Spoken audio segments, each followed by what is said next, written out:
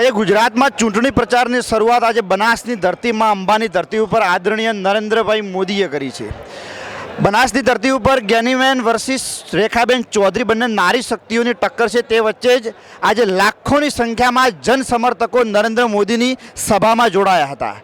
આપણી સાથે ભાજપના કાર્યકરો પણ છે અને એક જનસમર્થક તરીકે પણ આપણે પૂછવાનો પ્રયાસ કરીશું. શું નામ છે આપનું? સચિન પ્રજાપતિ, પ્રદેશ કારોબારી સદસ્ય. જી, કેવો છે માહોલ? જોરદાર માહોલ છે. મોદીજીની આજે તમે સભા દેખી હશે, કેટલી જનમેદી ઉપડી છે અને આ કોઈ સીમા નથી રહી. અને મોદી સાહેબની લોકચાહના તમે આજે તમારા કેમેરામાં કેદ કરશો પણ નહીં કેદ થાય. વાત સાચી છે, પરંતુ સામે જ્ઞાનીબેન ઠાકોર છે અને તે પણ એવો જ દાવો કરી રહ્યા છે કે અમારા માટે કોઈ રાષ્ટ્રીય એવો નેતા નથી આવ્યો અને પ્રિયંકા ગાંધી કમિંગ સૂન છે. પરમ દિવસે પ્રિયંકા ગાંધીને પણ બનાસકાંઠામાં એન્ટ્રી થવાની છે. એ પણ એવો જ દાવો કરી રહ્યા છે કે એટલી જ લીડથી અમે પણ જીતવાનો પ્રયાસ કરશું. કોંગ્રેસ જાતિવાદના રોટલા શેકી રહી છે, એના જોડે કશું નથી, મુદ્દા નથી. અને મુદ્દા આધારિત રાજનીતિ કરવી હોય તો કોંગ્રેસ મેદાનમાં આવે. બાકી ભારતીય જનતા પાર્ટીનો ગુજરાતમાં 26 સીટ ઉપર વિજય થવાનો છે એ નક્કી છે. અને આખા ભારતમાં 400થી વધારે સીટો આવવાની છે અને દરેક સીટ 5 લાખ લીડથી જીતવાના છીએ એવું ભારતીય જનતા પાર્ટીના દરેક કાર્યકર્તાને વિશ્વાસ છે. પરંતુ તમે જે વાત કરી 5 લાખની વધારે સીટો પરથી, તો આ CR પાટીલનું પણ એવું નિવેદન છે, પરંતુ ક્યાંક એવી ટક્કર રહેલી છે, ક્યાંક ક્ષત્રિયોનું આંદોલન પણ ક્યાંક એવી અસર કરે છે. એ બાબતમાં તમારું શું માનવું છે?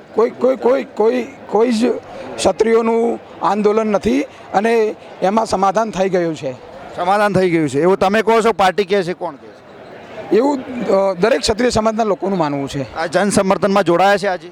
બિલકુલ, દરેક કોમના લોકો, દરેક જાતિના લોકો આજે આ સભામાં આવ્યા છે. હજી તો પ્રિયંકા ગાંધી પરમ દિવસે આવે છે, એ બાબતમાં તમારે શું કહેવું છે? મને ખબર નથી કોણ આવે છે. પ્રિયંકા ગાંધી ઓળખતા નથી તમે? ના, કોણ છે પ્રિયંકા ગાંધી? નથી. પ્રિયંકા ગાંધી રાષ્ટ્રીય જે વડાપ્રધાન, બે પેઢીઓના વડાપ્રધાન છે, એમની સુપુત્રી છે. મને ખ્યાલ નથી કે આ કોણ છે અને આવશે તો ખબર નહીં ક્યાં આવવાના છે.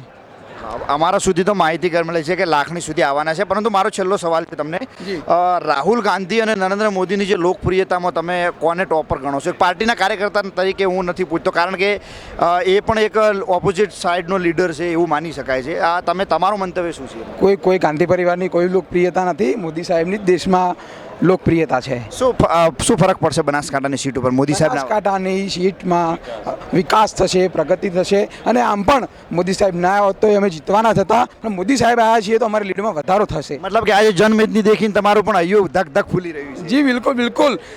બનાસના દરેક લોકોનું હૃદય આજે આવકારવા મોદી સાહેબને આવ્યું હતું. અને મારું માત્ર નહીં, બનાસ અને ગુજરાતનું હૈયું ધપધપ કરે છે. જ્ઞાનીબેન ઠાકોરે નામાંકન ભર્યું ત્યારે થોડો રડી પડ્યા હતા અને ઇમોશનલ માહોલ પણ બન્યો હતો. તો કેવો માહોલ છે? તમે શું માનો છો?